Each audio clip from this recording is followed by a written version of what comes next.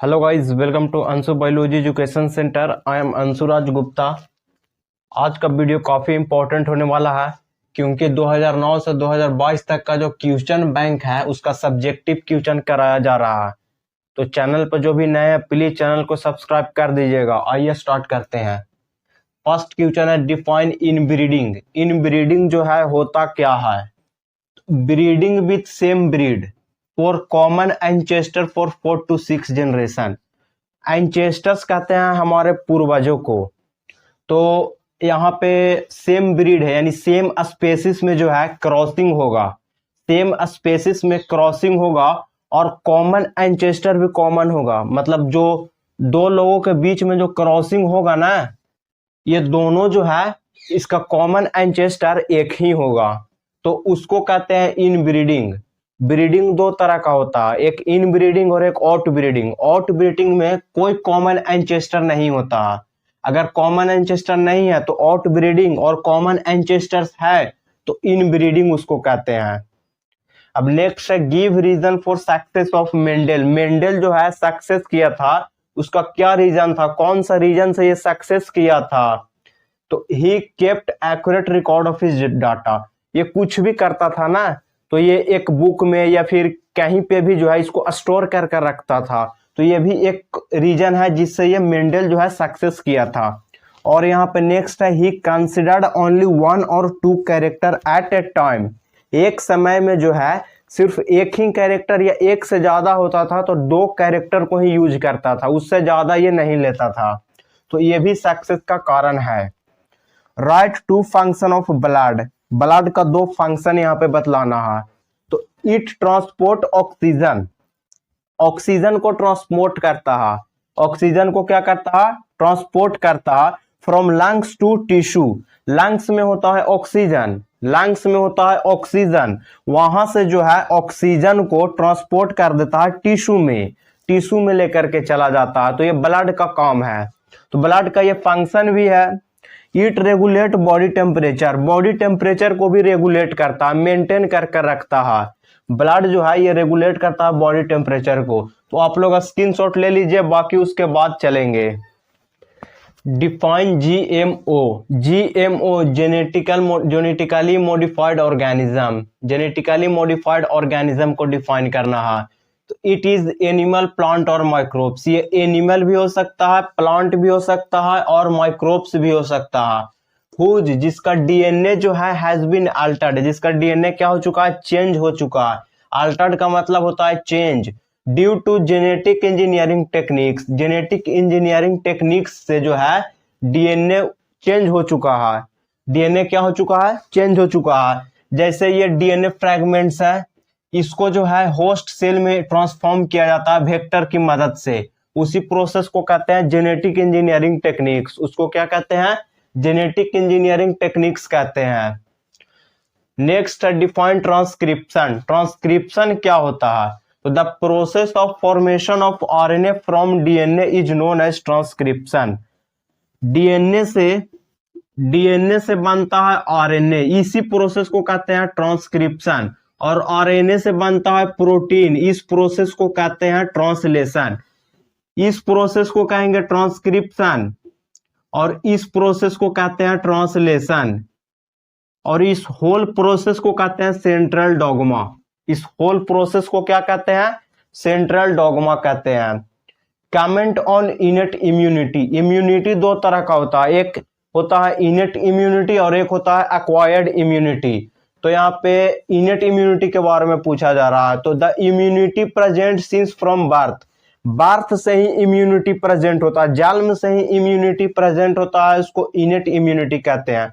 और ये through out life present होता है, जन्म से लेकर के मृत्यु तक ये इम्यूनिटी जो है प्रेजेंट होता है। एक होता है एक्वायर्ड, जो बर्थ होने के बाद वो इम्यूनिटी बनता है, और ये थ्रू आउट लाइफ नहीं रहता है। वो एक्वायर्ड इम्यूनिटी जो है ये कुछ ही समय के लिए रहता है।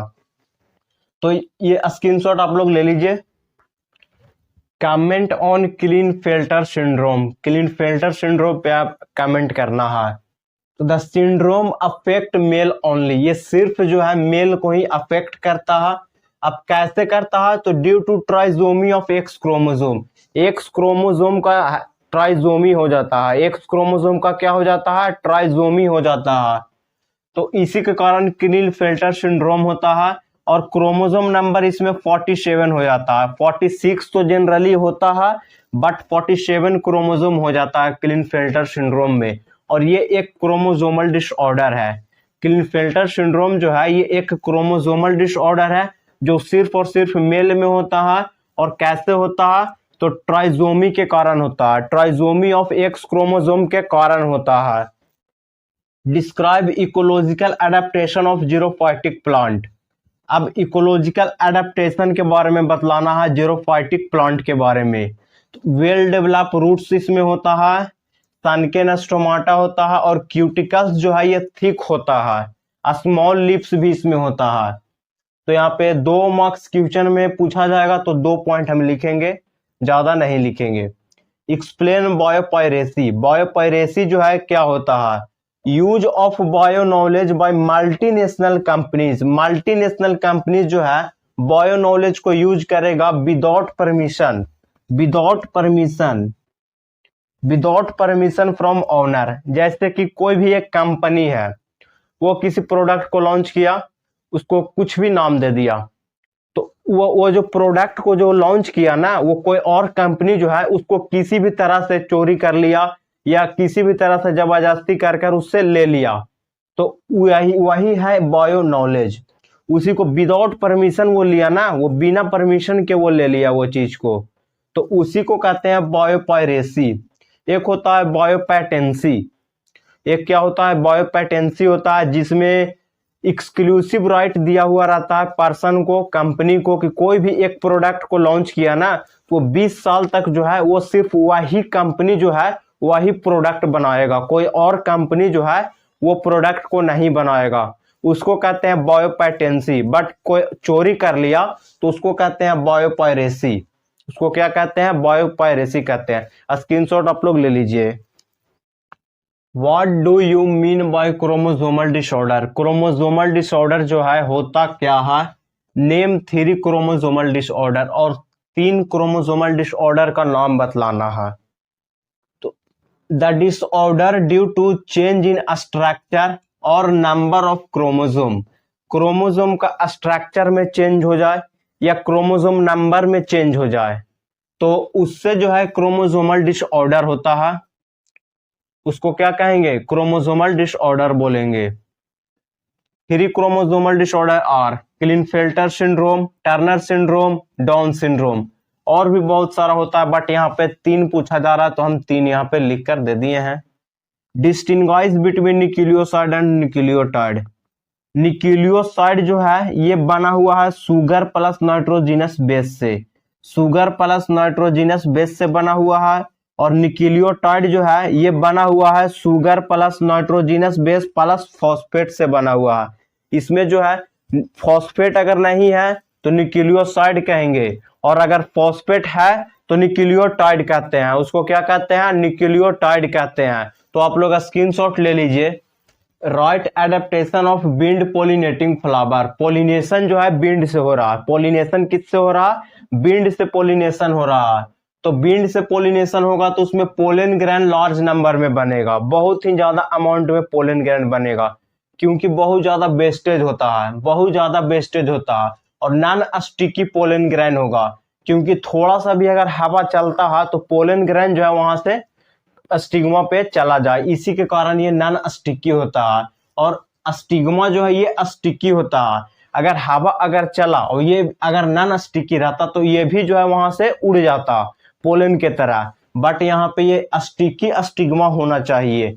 स्टिग्मा जो है कैसा होगा, स्टिकी होगा, और पोलन ग्रेन नॉन स्टिकी होगा, और बहुत ज्यादा पोलन ग्रेन बनता है क्योंकि बहुत ज्यादा वेस्टेज होता है। बीन्ड पोलिनेशन में बहुत ज्यादा वेस्टेज होता है पोलन ग्रेन का। नेक्स्ट है give 2 difference between RNA and DNA. RNA और डीएनए के बीच में 2 डिफरेंस बतलाना है। तो डीएनए स्टेबल होता है, आरएनए नॉन स्टेबल होता है। इट कंटेन थाइमीन, और आरएनए जो है ये यूरेसिल कंटेन करता है। एडिनाइन, थाइमीन और ग्वानिन ये तीनों कंटेन करता है। ये तीनों जो है डीएनए भी कंटेन करता है और आरएनए भी कंटेन करता है, बट एक डिफरेंस है, डीएनए में जो है थाइमीन होगा और आरएनए में यूरेसिल होता है। अब नेक्स्ट है, how does transmission of malaria and pneumonia take place. Pneumonia का ट्रांसमिशन कैसे होता है और मलेरिया का ट्रांसमिशन कैसे होता है। तो ट्रांसमिशन ऑफ मलेरिया जो है ये होता है ड्यू टू वेक्टर मॉस्किटो से, और फीमेल मॉस्किटो से होता है। किससे होता है? फीमेल मॉस्किटो से होता है। वेक्टर है ये, मॉस्किटो जो है यहाँ वेक्टर का काम करता है। और निमोनिया जो है ये ट्रांसमिट होता है एयर के थ्रू, एयर के थ्रू निमोनिया ट्रांसमिट होता है। पॉजिटिव एजेंट मलेरिया का होता है प्लाज्मोडियम और निमोनिया का होता है स्ट्रेप्टोकोकस निमोनिया। आप लोग स्क्रीनशॉट ले लीजिए। तो आज के लिए इतना ही, अगले वीडियो में देखेंगे और भी सब्जेक्टिव्स। वीडियो अच्छा लगा हो तो चैनल को प्लीज सब्सक्राइब कर दीजिएगा और जितना ज्यादा हो सके उतना शेयर करिएगा। ऑब्जेक्टिव का जो है करा दिया गया है क्वेश्चन बैंक, और वो एक ही वीडियो में कराया गया है। उसका लिंक मैं डिस्क्रिप्शन बॉक्स में दे दूंगा, आप लोग देख लीजिएगा जाकर के जो नहीं देखे होंगे वे। Thank you for watching.